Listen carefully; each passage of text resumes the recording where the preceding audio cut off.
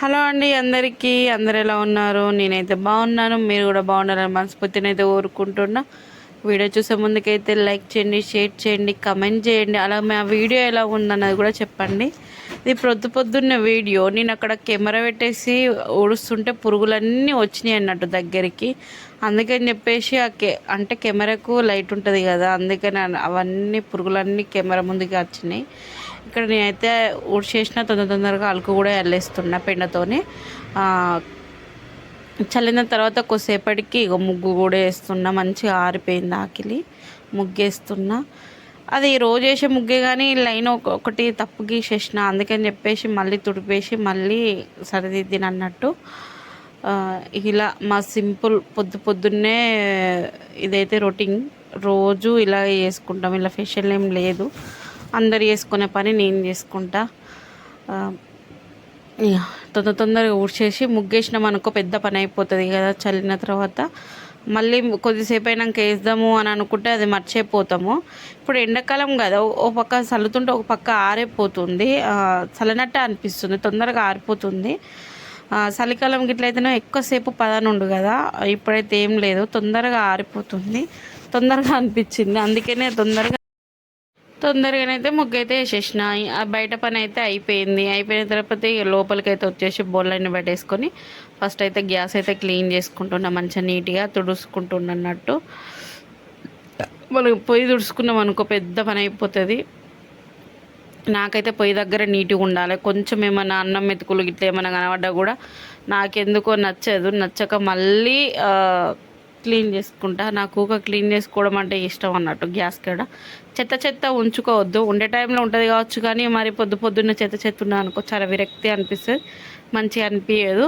నేను ఎప్పటికప్పుడు క్లీన్ అయితే చేసుకుంటా, ఎక్కువ ఉంచుకోను. ఇక ఇక్కడనైతే నేను మంచిగా ఊడ్చుకొస్తున్నా. పొద్దున్నే ఇళ్ళన్నీ ఊడ్చేసుకొని ఇక పనులు చేసుకుంటూనే ఉంటాం కదా, ఒక పని వెనుక ఒకటి. ఇంట్లో పని అంటే ఎన్నో పనులు ఉంటాయి. రోజు చేసినా కూడా ఉడవకుంటే ఏదో పని అయితే ఉంటుంది. ఇక నా పని అయితే ఇది.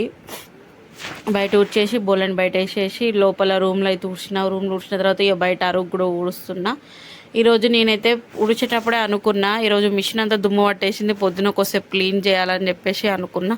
అసలు ఈ మధ్యలో నేను మిషన్ అన్నది కుట్టడమే మానేసిన. అసలు చాలా వరకు అయితే ఎందుకో తెలియదు, అసలు కుడదామంటే బద్ధకం లెక్క అనిపిస్తుంది. నాకు ఉన్న ఇంట్రెస్ట్ కూడా పోయింది మిషన్ మీద. అప్పుడు కొత్తలో తెచ్చుకున్నప్పుడైతే విపరీతంగా కుట్టుకున్నా, నాకు నచ్చింది. కుట్టుకొని మరీ చెడగొట్టుకున్న బ్లౌజులు ఎన్నో. అయినా సరే నేను కుట్టుకుంటా అని చెప్పేసి కుట్టుకున్నా. అలాంటిది ఇప్పుడు కొంచెం ప్రాక్టీస్ అయ్యింది, ఓకే పర్ఫెక్ట్గా వస్తున్నాయి జాకెట్లు అనే కొన్ని టైంలోనే మొత్తం ఆఫ్ చేసేసిన. నేనైతే అసలు ఏ మాత్రం మిషన్ కుట్టట్లేదు. నా అంత పందంగా అయితే ఎవరు ఉండొద్దని నాకే అనిపిస్తుంది. ఎందుకో మిషన్ని కుడదామంటే ఏదో నాకు దాని మీద ఇంట్రెస్టే పోయింది. ఎందుకో ఏమో అసలు అర్థమవుతుంది. కుడదామని ఈరోజు పొద్దున్నే ఊసేటప్పుడే డిసైడ్ అయినా, ఈరోజు ఒక బ్లౌజ్ అన్న కుట్టుకోవాలి, మంచిగా క్లీన్ చేసి అని చెప్పేసి అనుకున్నట్టే మంచిగా మిషన్ మొత్తం అయితే క్లీన్ చేసుకున్నా.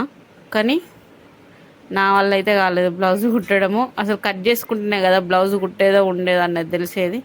ఏది చేయనప్పుడు ఏం లాభం అన్నట్టు అనిపిస్తుంది. ఇక ఇక్కడనైతే కోడిగుడ్లు పెట్టేసుకొని బౌల్లో అయితే టక్క తోమేసుకున్నా. అక్కడ తోమేసుకునే లోపు అయితే మంచిగా కోడిగుడ్లు అయితే ఉడికిపోయినాయి. నేనైతే 2 టమాటాలు, 2 ఉల్లిగడ్డలు, 4 టమాటాలు, 2 పచ్చిమిర్చి, కరివేపాకు, అలాగే కొత్తిమీర ఇవన్నీ తీసుకొని కోసుకొని అయితే పక్కకు పెట్టేసుకున్నా. ఆ లోపు అయితే కోడిగుడ్లు అయితే మంచిగా ఉడికిపోయినాయి. ఉడికిన తర్వాత ఇప్పుడు పొట్టు ఎంత ఈజీగా వస్తుంది. ఒక్కొక్కసారి కోడిగుడ్లు ఉడకబెట్టాలంటే నాకు కూడా భయం అనిపిస్తుంది, ఎందుకంటే పర్ఫెక్ట్ రావు. ఇప్పుడు నేను 5 ఉడకబెట్టినా కదా, అలా 2 అన్న ఖరాబ్ అవుతాయి. అందుకని చెప్పేసి నేను 5 కోడిగుడ్లు వచ్చినాయి కాబట్టి 5 డైరెక్ట్ ఉడకబెట్టేసిన. ఎందుకంటే అలా 2 అయినా ఖచ్చితంగా ఖరాబ్ అవుతాయి అని నేను ఊహించుకొనే ఉడకబెట్టిన అన్నట్టు. కానీ సరే పర్ఫెక్ట్గా వచ్చినాయి. ఎందుకో ఒకసారి మంచిగా వస్తాయి, ఒకసారి ఖరాబ్ అవుతాయి. ఒకసారి మంచిగా వస్తాయి కదా అని మనం 2-3 ఉడకబెట్టినాం అనుకో, అవి మొత్తానికే రావు. అట్లా అనిపిస్తుంది, ఇంకా 2 ఎక్కువ వేసినా అయిపోగా అని చెప్పేసి. ఈసారి 5కి 5 మంచిగా వచ్చినాయి. ఇక మేమైతే కోడిగుడ్లు ఉడికిన తర్వాత అన్నీ కోసుకొని కోడిగుడ్లుకి వచ్చి ఉల్లిగడ్డ ఇట్లా టమాటాలు కోసుకొని పక్కకు పెట్టుకొని కోడిగుడ్ల పొట్టు అయితే తీసుకొని పక్కకు పెట్టేసుకొని కూర కూడా వండేసుకుంటున్నా. పని అయితే ఏం లేదు, కాకపోతే